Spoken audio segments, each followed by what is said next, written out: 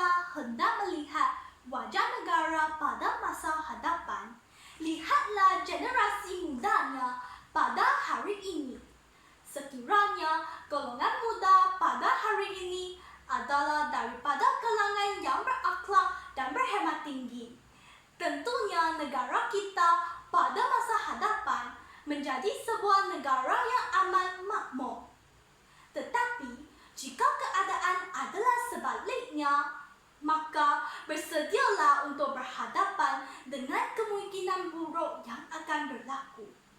Itulah kata-kata yang lahir daripada Profesor Dr. Yusuf Al-Qaradawi. Terima kasih pucuk pimpinan majlis yang dihormati barisan panel hakim yang jauh di mata tapi dekat di hati, penjaga masa yang setia dengan jarum saatnya, guru-guru, seterusnya hadirin penggerak misi. Salam sejahtera dan salam keluarga Malaysia.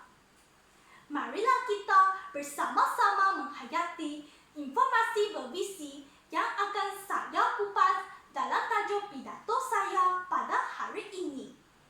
Beliau cemerlang negara terbilang. Sebelum tirai membuka kata, sebelum wajah berganti rupa, marilah sama-sama melayari baterai definisi yang akan saya kupas pada hari ini. Menurut Kamus Dewan dan Pustaka edisi keempat, beliau merupakan golongan muda, manakala cemerlang pula membawa maksud bersinar, sangat baik, berjaya. Negara bererti kawasan yang di bawah kekuasaan kerajaan tertentu.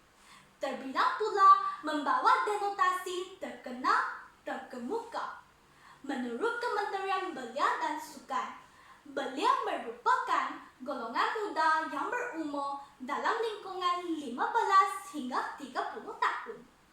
Maka setelah dirangkumkan frasa-frasa di atas, dapatlah diinterpretasikan di sini bahawa beliau cemerlang negara terbilang adalah sesebuah kawasan yang mempunyai golongan muda yang bersinar, baik dan berjaya, menyumbang kepada kemajuan dari pelbagai aspek untuk memastikan negara terkenal dan terkemuka.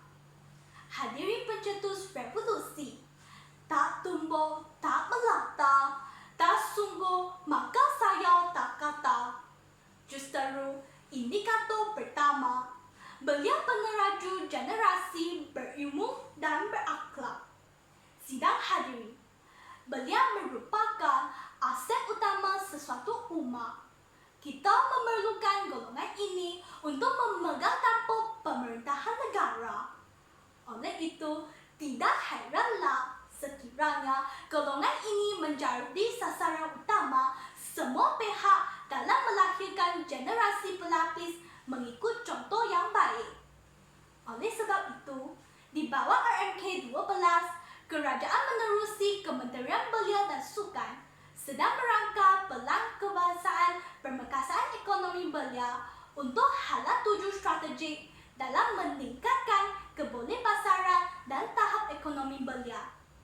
Hadirin sekalian, namun dalam era globalisasi penuh pancaroba ini, proses melahirkan generasi yang berwawasan ini memerlukan kerjasama dari pelbagai pihak. Kita perlu memainkan peranan yang besar bagi memastikan generasi ini adalah generasi yang utuh ilmunya sekaligus iman dan akhlaknya.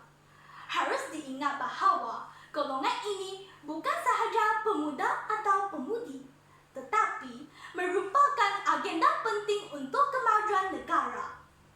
Sidang hadirin, indikator kedua, kepribadian belia yang mantap wahana kejayaan negara. Dunia kini sedang menghadapi perubahan alam baru. Terlalu banyak perubahan yang berlaku dan memberi kesan kepada cara hidup, sosial ekonomi, sistem kepercayaan, nilai dan moral masyarakat yang terlibat dengan perubahan ini. Maka, Malaysia, negara yang konservatif dengan budaya timur, juga tidak terlepas daripada ancaman ini. Keruntuhan nilai sosial dalam kalangan belia mula menular pada awal 1960. Namun, tahap peningkatan keruntuhan gejala ini semakin meruncing hingga ke hari ini. Senario ini amat membimbangkan kerana golongan belia adalah aset penting dalam kemajuan negara. Hadirin, maka golongan belia perlu membentuk jati diri, berpegang kepada konsep rukun negara, memiliki kepribadian yang unggul sebagai seorang belia berwawasan. Bertepatan dengan falsafah pendidikan kebangsaan, ke arah melahirkan individu yang seimbang dan berkembang secara menyeluruh dari aspek intelek, sosial, emosi dan jasmani, sekaligus membantu Malaysia mencapai wawasan kemakmuran bersama 2030 dan menjadikan Malaysia negara terbilang satu realiti. Hadirin wadah informasi, menyusul hujah terakhir, kepimpinan belia modal insan memakin pelaburan ke arah pembinaan negara yang berjaya. Pembangunan modal insan akan terus menjadi agenda utama dalam program pembangunan negara pada masa akan datang. Selaras dengan usaha membentuk individu berketerampilan dan berkualiti dalam melahirkan masyarakat yang cemerlang, gemilang dan terbilang. Sebagaimana yang telah dikatakan oleh Yang Amat Berhormat Dato' Seri Sanusi Juni, belia hari ini mestilah berhati-hati kerana pada tangan mereka tergantung nasib negara, maruah bangsa dan agama. Analoginya cukup mudah. Belia ibarat sebatang pokok dan dahan-dahan berfungsi sebagai tanggungjawab yang terletak di bahu mereka. Maka, Pemuda Harapan Bangsa bukan lagi slogan kosong, tetapi ia memberi makna sebuah pengiktirafan dan harapan semua terhadap golongan belia. Dalam misi pembangunan Malaysia, golongan belia perlu menguatkan semangat patriotisme menjadi lebih profesional dalam pelbagai bidang, menjadi perkasa dan menolak segala anasir negatif yang boleh menjatuhkan golongan belia agar mampu menjadi modal insan yang mampan. Secara konklusinya, dari 3 indikator yang telah diperincikan sebentar tadi, sesungguhnya mampu memperluas ufuk dan horizon pemikiran bahawa belia yang berintelektual dan perkasa akan dapat membina generasi umat dan negara yang berjaya dari pelbagai bidang.